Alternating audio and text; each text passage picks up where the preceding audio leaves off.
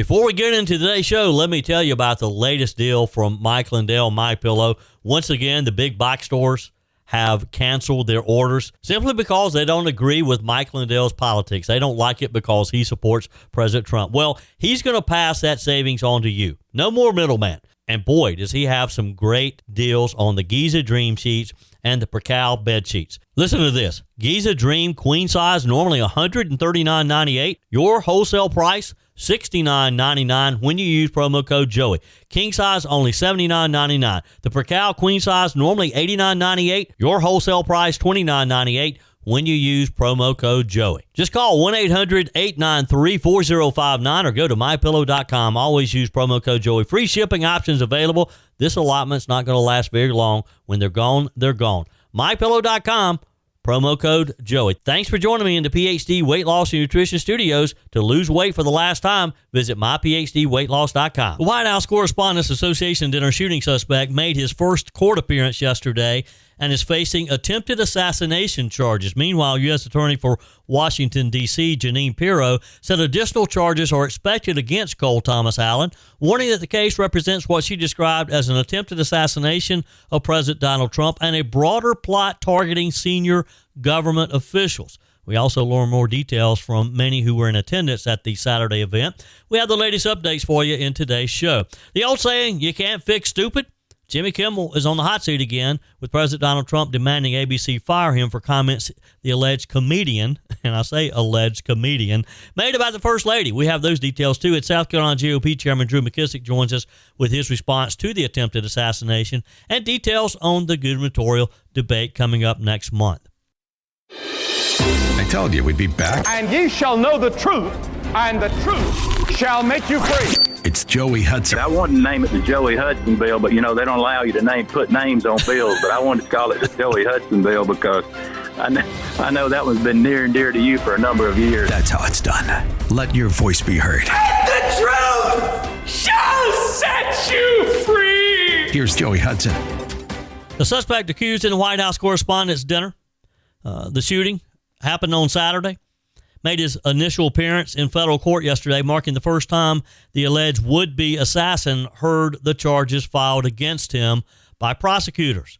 Cole Allen, he's 31 years old, from Torrance, California, is accused of storming the Washington Hilton while armed with multiple weapons and attempting to penetrate the ballroom in which President Donald Trump sat amongst cabinet officials and hundreds of journalists Saturday night.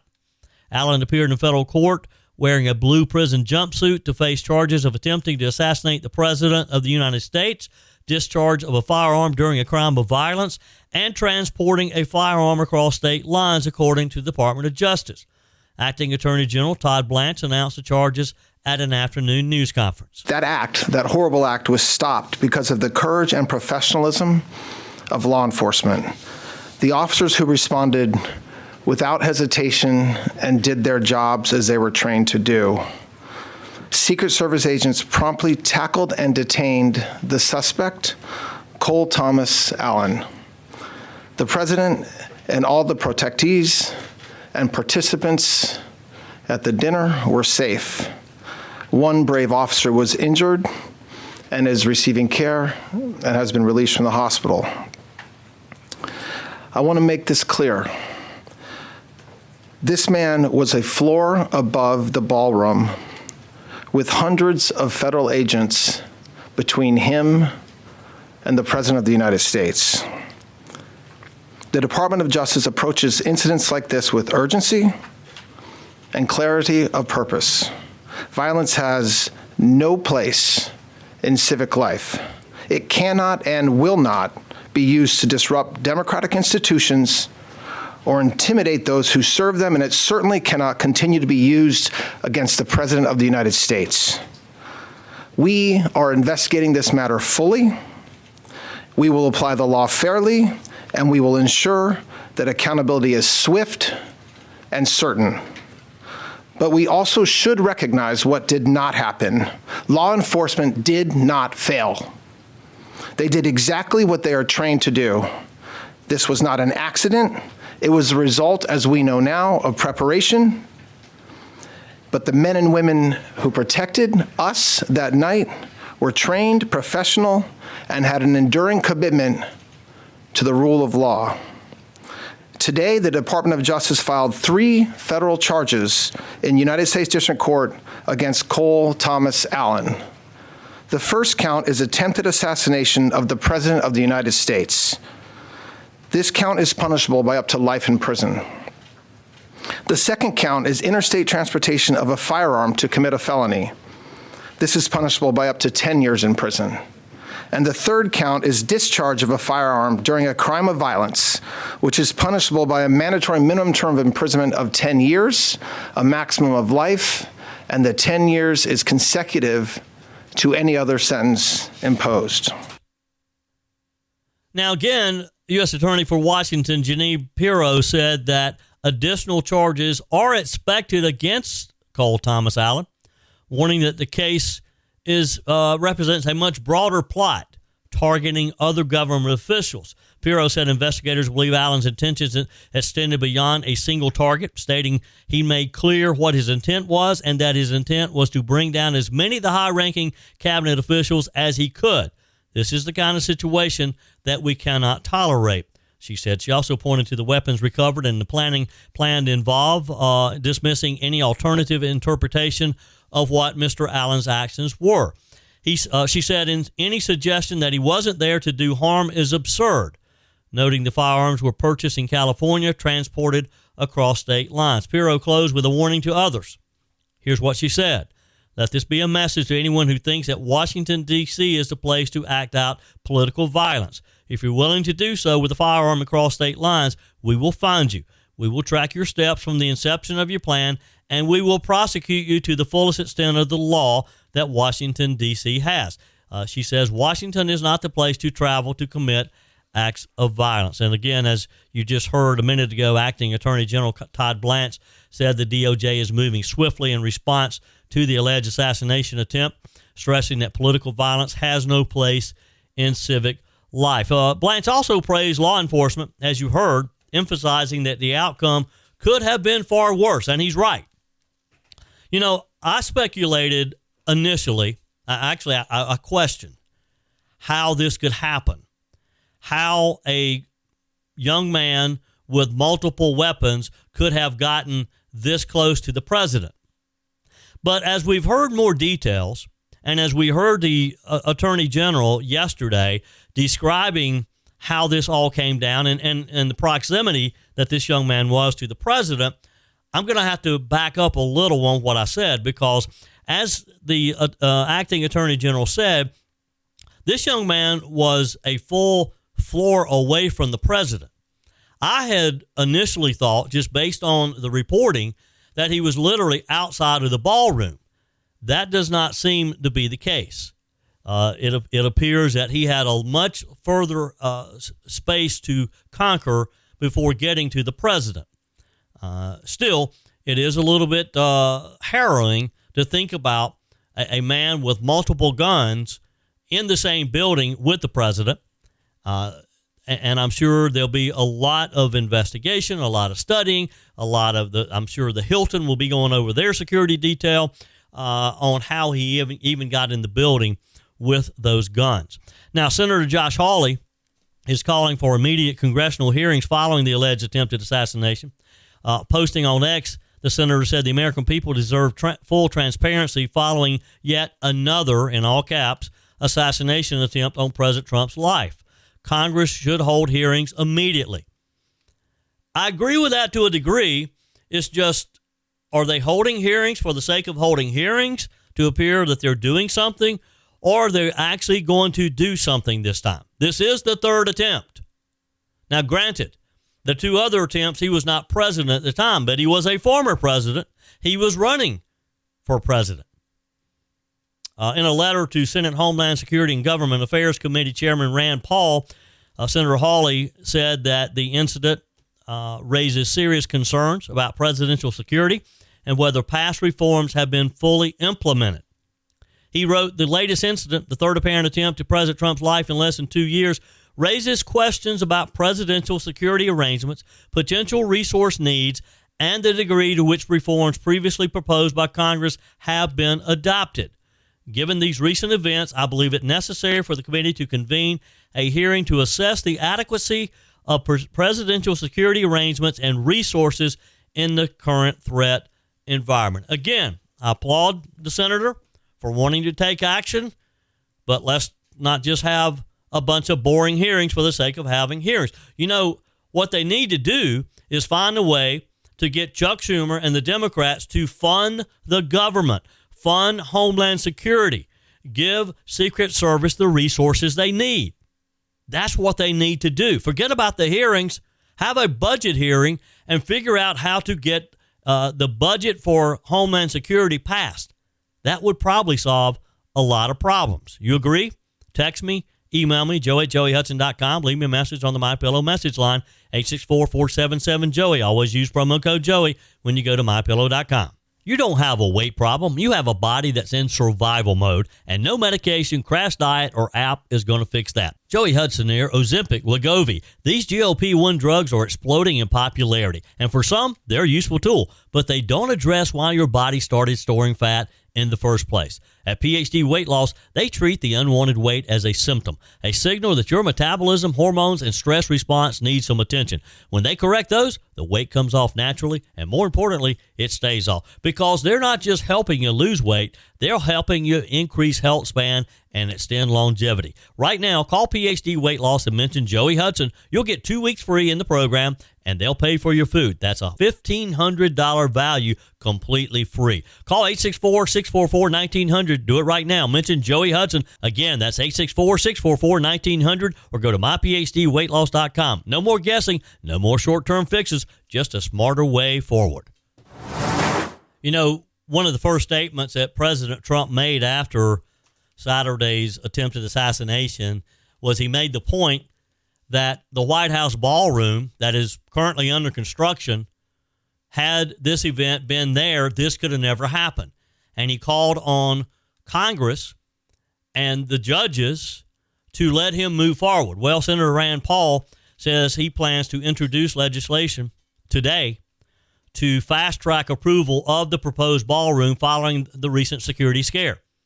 Paul, who chairs the Senate Homeland Security and Government Affairs Committee and serves on the National Capital Planning Commission, said the bill would allow the project to move forward without additional taxpayer funding while streamlining congressional review of major White House infrastructure projects.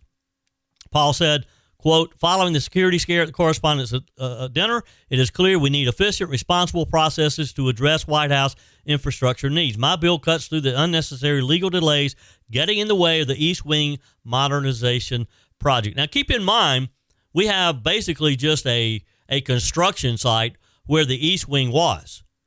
And it's my understanding there's actually some below-ground infrastructure that's there that needs to be covered. That this building, the structure needs to proceed to protect that infrastructure below ground. Paul added that the proposal would ensure the ballroom is funded privately, which the president's already done that, the $300 million plus. He's already raised that money. This would protect taxpayers. It would create a faster approval process for future upgrades while maintaining congressional oversight, saying that he plans to seek unanimous consent to pass the measure. Now, big backlash over comments that Jimmy Kimmel made. The old saying, you can't fix stupid, Jimmy Kimmel just confirmed that. And he's getting pushback from both sides of the aisle. Let's start with President Barack Obama's former aide, David Axelrod. He weighed in against Jimmy Kimmel after the late-night host literally mocked First Lady Melania Trump at the White House Correspondents Association dinner. Axelrod wrote, I like Jimmy Kimmel. He's funny and courageous at a time when there has been too much cowardice. That said, this was, in all caps, a tasteless joke. The White House would use any issue to demand he be fired because his satire touches a nerve, and ABC is right to resist, but he'd be right to apologize. Now, again, Kimmel drew criticism for a segment in which he mocked President Trump and the First Lady, referring to Melania Trump as an expectant widow, and joked about their marriage.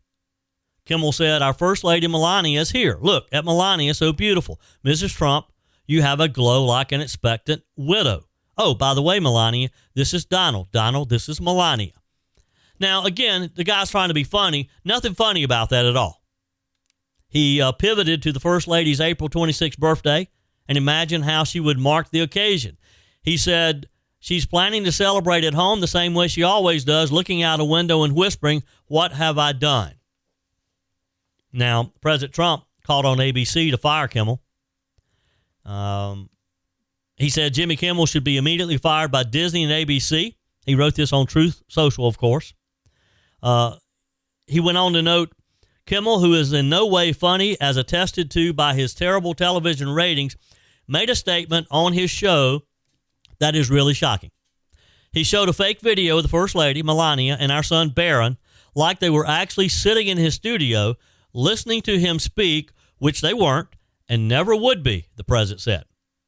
One of Washington, D.C.'s social events of the year, the White House Correspondents Dinner, received a lot of attention due to the president and the First Lady being there, and I'm sure that this is what sparked Kimmel's creativity, if you will.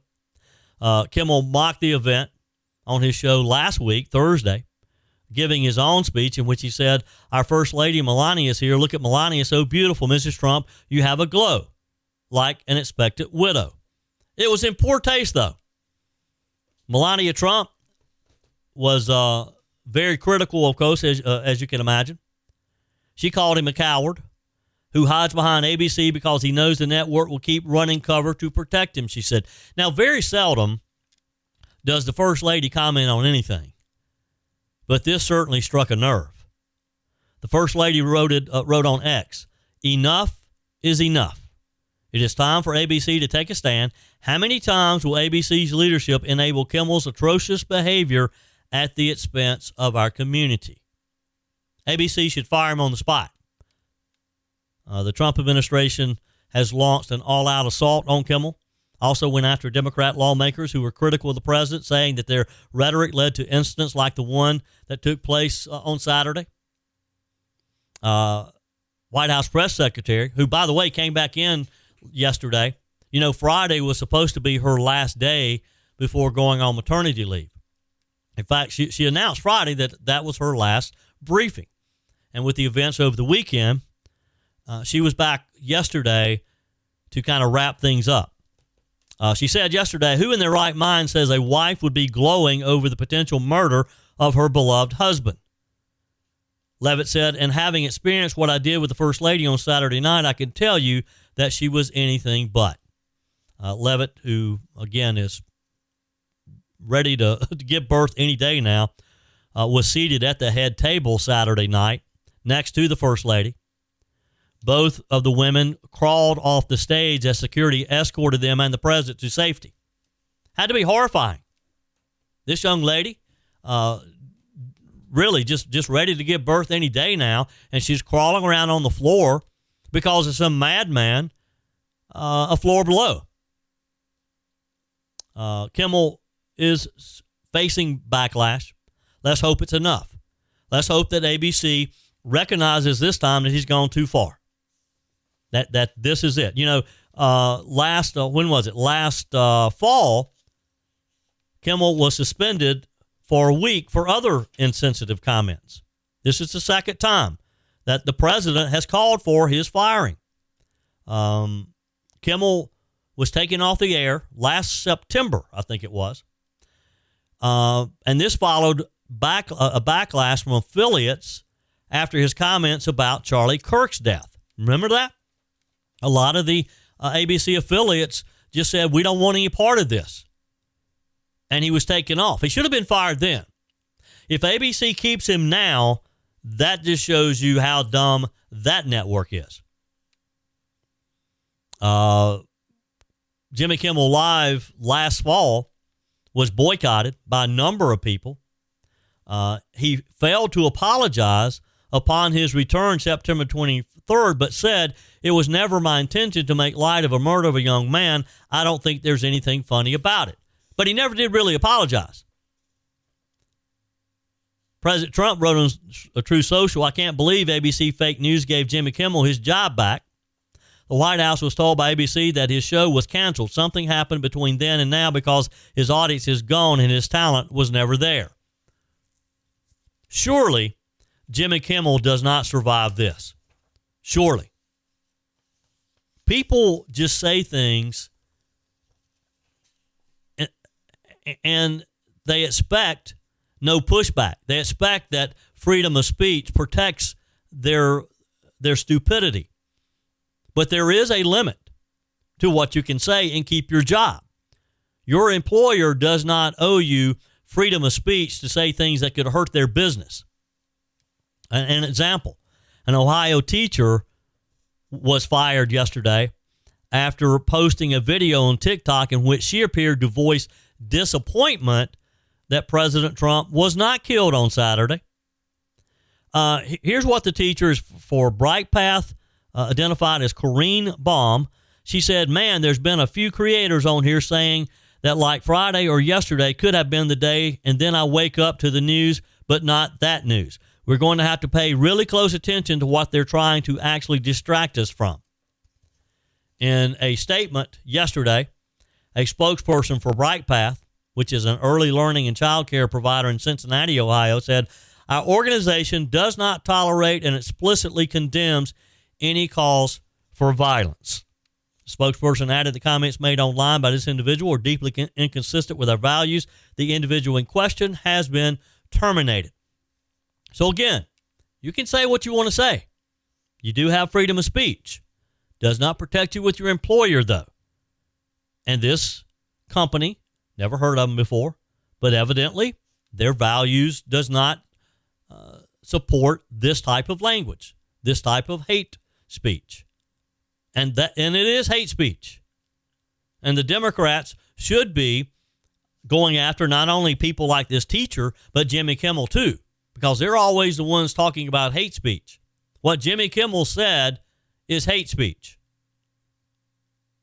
But the powers that be, the Hollywood elite, the leftist elites, probably will get by once again with no consequences. The Palmetto Heroes program, which is a low-interest loan program for school teachers, first responders, other service-oriented personnel, has been approved and funded again. I'll give you the details on that in just a minute. First, there's roughly 9 working days that are remaining in the 2026 legislative session. And after about 5 months of work, the discussion to be had is more about what has not happened this year rather than what has, according to some.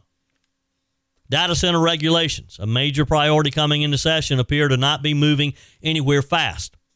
Other key debates on hemp and concurrency, they also remain in limbo. While even seemingly can't-miss bills like the HALO Act, which are already passed both chambers on broad margins, remains dormant on third reading on the Senate's objected calendar.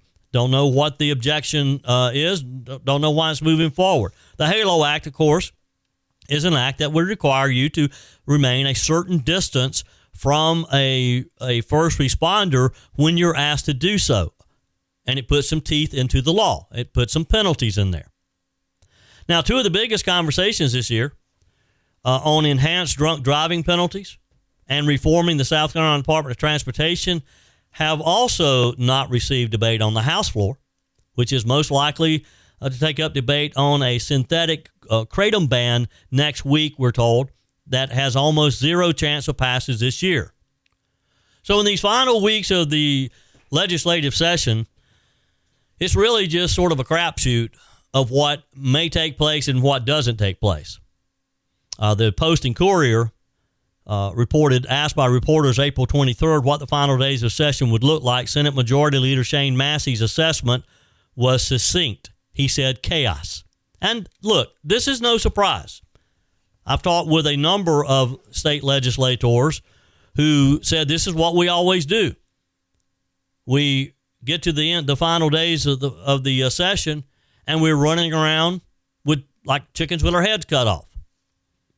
Last week in the State House, the Senate, on its budget week and with time running short, spent 3 days in session crafting a spending plan that included several obvious policy cues for the House. For example, relief for farmers, funding for property tax cuts, which have not yet received a House hearing. I'm disappointed if these property tax cuts don't pass. A suspension of the state's liquor liability insurance requirement. We've talked about that some. Now, the House appeared to be stuck in a rut after a long debate over heavy Senate amendments to a new regulatory framework it had created for the THC-infused consumables, the gummies, the drinks, and that type of thing. They passed a bill that included simultaneous calls to both ban the products and leave them age-restricted. This is a maneuver that almost ensures the bill will be hashed out in a joint conference committee with Senate lawmakers this spring. Adding to the confusion, the Post-Inquirer says neither chamber has yet enacted a sine-die agreement. This is the compact between both chambers that sets the conditions of what legislation lawmakers are permitted to continue work on after the session adjourns in just a couple of weeks on May 14th. Leaders of both chambers have expressed concerns around the potential for non-priority issues to be attached to it. So we'll see. Still a lot to be done.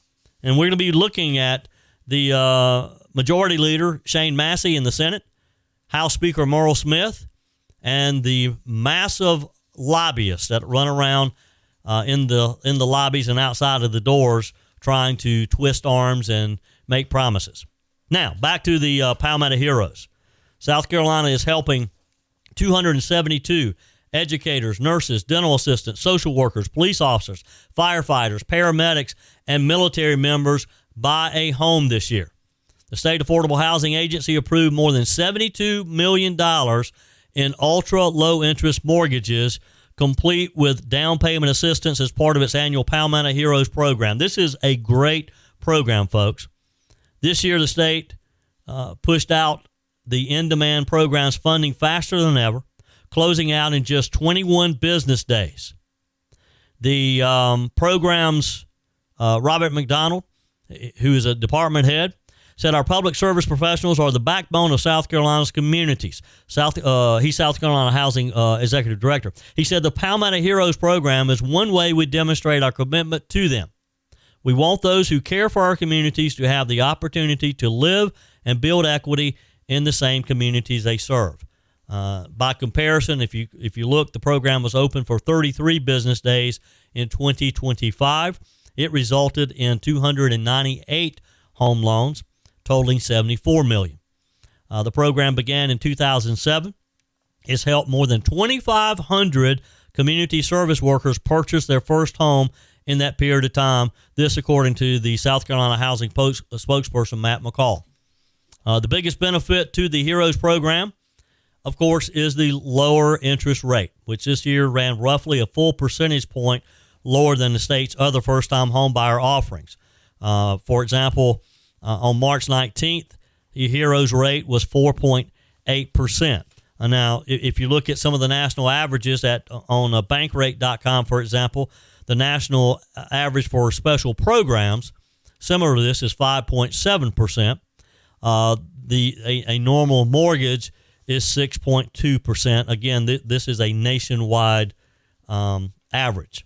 So again, this is a great program, and it helps these men and women who protect you and me, who keep our community safe, buy their home.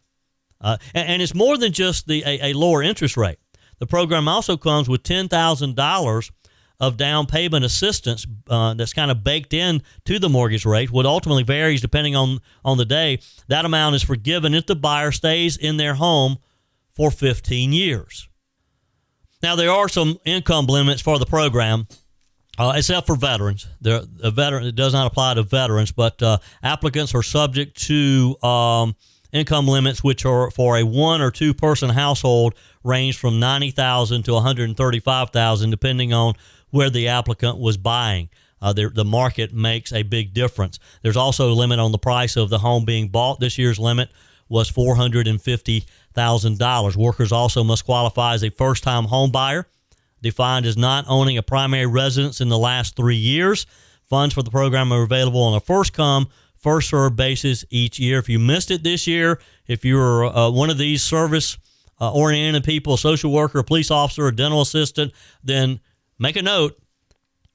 Just go to their website, schousing.sc.gov, schousing.sc.gov, because they do have other programs. Just click on the home buyer programs, and they have these other programs are available all year long with or without down payment assistance.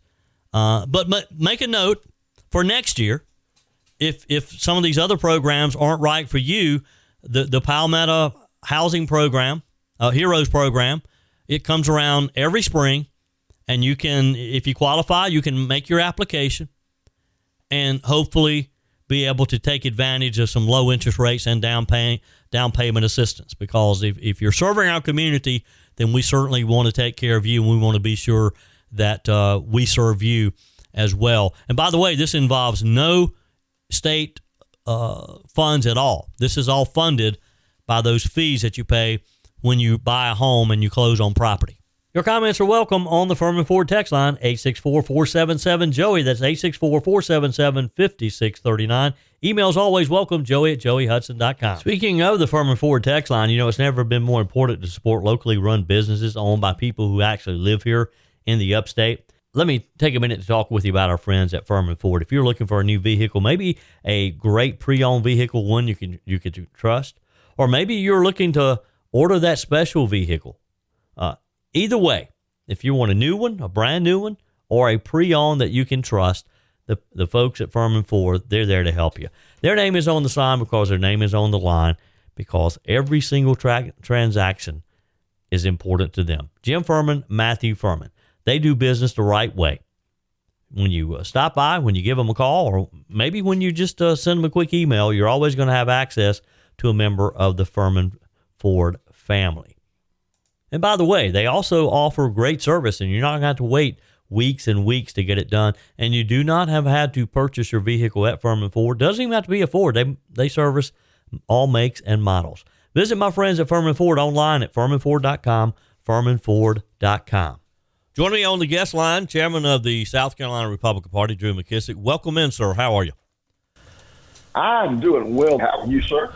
I am wonderful. There's a lot of breaking news from over the weekend to talk about today. I want to get your thoughts on the latest assassination attempt on President Trump. But first, let's go back to last week. Charleston was the second of 3 gubernatorial debates. How do you believe things went?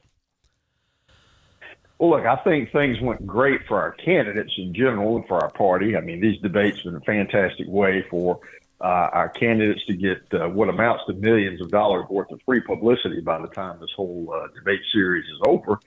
And for our primary voters at home to be able to hear from them directly, listen to them talk about the issues that, our primary voters care about, let them make judgments in terms of, who best represents them on these issues, and then hopefully have them get involved with their campaigns individually.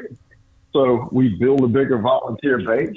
More folks know about our candidates, get their name out there. And after the primary is over, we've got a bigger base of volunteers and people to help us win in November. So, look, anytime that, our candidates are able to get their message out, which is what these debates enable them to do, the better off they are and the better off our party is. So, I'm great. I was pleased that all of them showed up. I think they presented themselves well, and we've got 2 more debates to go. Yeah.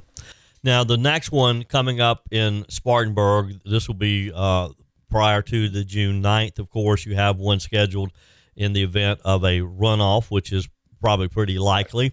Now, there'll be certain polling requirements, as I understand it, for the next one. Is that correct?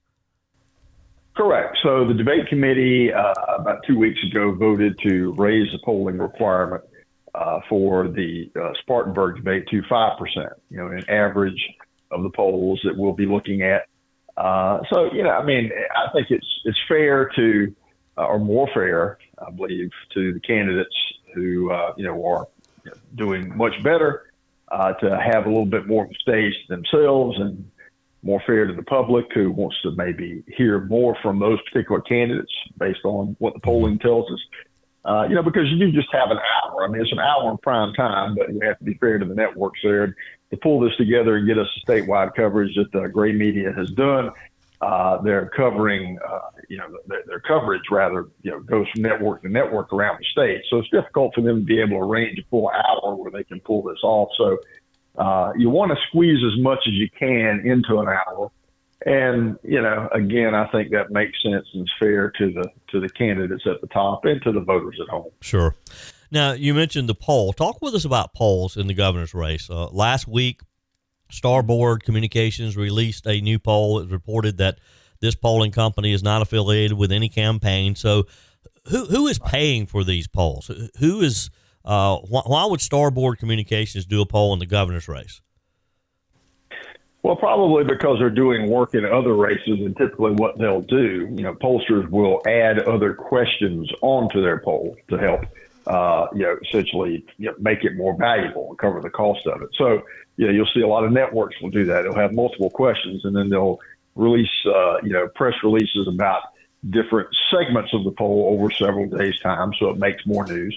I've talked to at least two pollsters over the course of the last week and a half who plan to begin polling the governor's race at least once every 2 weeks from here on out. Mm-hmm. I know Trafalgar is going to be one of those who are doing that. So, as we get closer here, you're going to have a lot more independent polling information that's coming out. Yeah. So which poll, and with me today, Drew McKissick, chairman of the South Carolina Republican Party, which poll will you use to determine who's in the next debate? We'll look at an average. So essentially, we're looking at an average of the things that we know are not paid for directly by campaigns or their political action committees. So we're looking for voices that are independent, and then we'll be averaging those together. Yep, I see. Well, we'll certainly be talking more about that next debate over the next couple of weeks. All right, over the weekend, the president agrees to finally attend the White House Correspondents Dinner, and there is an assassination attempt. Based on what we know at this point, is it surprising to you that young man was able to get as close to the event as he did? Yeah, to be honest, no. I mean, I've been in that hotel multiple times, been in that ballroom probably 30 or 40 times myself. It's the biggest ballroom in Washington, D.C., holds about 1,500 people. And it is on the basement level of that hotel. And then you have a meeting room level above that, and then the hotel level above that. He was checked into the hotel. So to me, it doesn't surprise me that he's able to get in the hotel. Yeah. And he wasn't able to get past the security cordon, which, tells you it did his job. I mean, he tried to get past and they took him down. You're not going to have any security, any level of security that prevents people from trying to do something stupid. You right. want to prevent them from being successful at doing something stupid. There's just a lot of evil in the world and a lot of stupidity. And you can't prevent it all, but you can hopefully keep them from being successful. And that's what the Secret Service there was able to do. But you notice that whenever the gunshots have been heard, you look at the videotape, you see them, they grab Vance and take him off in one direction. They cover up the president as they should, wait for the guys with rifles to come in and scope the room out, and then they move him off stage. And, they would have taken him down that same hallway that empties out onto the street where, if you recall, that's where Ronald Reagan was shot back in 1981. Yes. And since that shooting, they built a garage over that exit door for the limo to pull the garage doors down so you can get in and out of the car safely. I think they call it the Reagan garage. But again, you can't really prevent people from trying to essentially, let's just call it what it is. I mean, essentially, if you're willing to commit suicide, try to kill somebody, it's hard to stop someone from doing that. Now, you can stop them from being successful usually, but that doesn't mean you can stop them from trying. Right. I guess I am a little surprised that he fired shots and he's still alive. I'm surprised that he survived that. Well, and to be quite honest, it would have saved the taxpayers a lot of money if he hadn't. We're going to be feeding that guy probably for the rest of his life, to be honest. And maybe that's ill of me to say that, but I think I might have had the reaction that, well, he was still moving, or I saw him move his gun or something. Yeah. Mm-hmm. I had to take a shot at him. But, but he's down, and he's not answering questions apparently from what I heard. But we do know his background, and we know the political opinion that he has, and I would say are not surprised by it. Yep. Well, it's just it's disturbing that we are dealing with another situation like this. President Trump seemed to have a good attitude about it, though. I've watched him on 60 Minutes, and he's just it kind of comes with the job. Type of attitude that he has. So, Drew McKissick's always a pleasure. We'll check in with you again soon. Yes, sir. Take care now. Yes.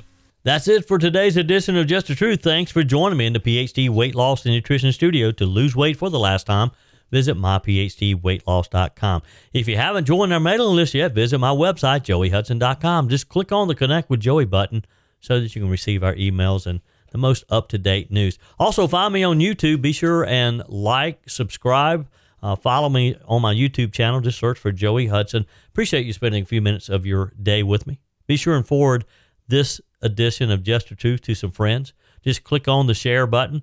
Send it to a few of your contacts, because if we're going to build our community and if we're going to win in November, we got to build an army of conservatives. The way we beat Joe Biden is through educating people, and no better way than encouraging them to listen to Just the Truth. Hey, keep those comments coming via the Furman Ford text line, 864-477-JOEY, 864-477-5639. Your emails always welcome as well.